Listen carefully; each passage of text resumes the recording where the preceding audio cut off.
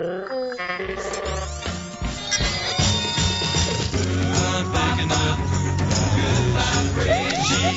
HD TVs from LG. Advanced technology, beautifully hidden.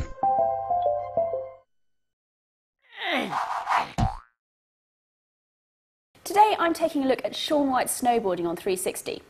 Now let's see. Celebrity endorsement? Check. Cool soundtrack? Check. Customization options that will let your avatar dress in a wide range of rad snowboarding gear you could never afford in real life? Check. Decent gameplay and control? Oh crap. Okay, it's not that bad, but it's really not that good either, which is a shame as the concept of an open-world snowboarding game is really fantastic, and your first few runs down a mountainside will be pretty fun. But there's a lot that's poorly thought out or confused here. The basic controls are directional movement on the left stick and jibbing, or grinding to those of us more familiar with skating terms, on the right stick. Use the right trigger to ollie, and once in the air, your left stick initiates flips and spins and your right stick grabs. Now, I'm pretty crappy at this sort of game, and I was surprised to be landing occasional jumps perfectly right off the bat. Normally, I like games that have a reasonably forgiving entry level. Thing is, in Shaun White snowboarding, it can feel a bit random and imprecise. Consistency isn't 100%, and you'll sometimes have no idea how or why you're doing what you're doing, or why one trick came off while another one didn't, which actually makes it harder to learn the game. And on the flip side, for those who are real pros at this sort of thing, I imagine there won't be much of a feeling of challenge to learning tricks. The optional tutorial seems very scant, with just a few screens telling you how to do the basic moves and then leaving you to work it out on your own. Compared to something like the Tony Hawk's games, which give you a thorough grounding, it all seems a bit half-assed.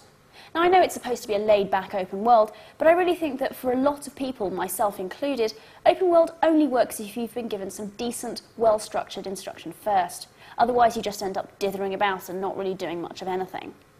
The mountains themselves are nicely designed though, going from deserted peaks with dangerous crevasses and cracking ice at the top, through forest with natural features to improvised jumps and jibs on in the middle, to the park area at the bottom third, where there are lots of man-made ramps, rails and half-pipes and a lot of other skaters. Dotted around the place are markers where you can accept challenges, which are either freestyle and just require you to score points for tricks in a particular time, or more focused to a particular technique, like getting air or speed. You also need to collect 3 coins hidden about each of the 4 mountains to prove to Shaun White that you are a worthy challenger. Completing challenges and collecting coins earns you cash and unlocks better boards and harder challenges. It also unlocks focus powers, which kind of epitomise the confusion that this game is in. They basically give you superpowers, but then you're not allowed to use them in challenges as that would be unrealistic. The presentation is pretty good. It's not graphically astounding, but it does look quite nice, and the soundtrack is well chosen with some good tunes. That said, I was put off by the almost offensive racial stereotyping and voice acting, and I'm still not sure if Shaun White's cheesiness is tongue-in-cheek or just plain bad. Multiplayer is probably going to be more enjoyable just because you get to hang out and interact with up to 15 of your friends on the mountainside. But while Shaun White snowboarding isn't out-and-out bad, I'm having trouble seeing the lasting appeal of this one, even if you can throw snowballs at people. 2 stars.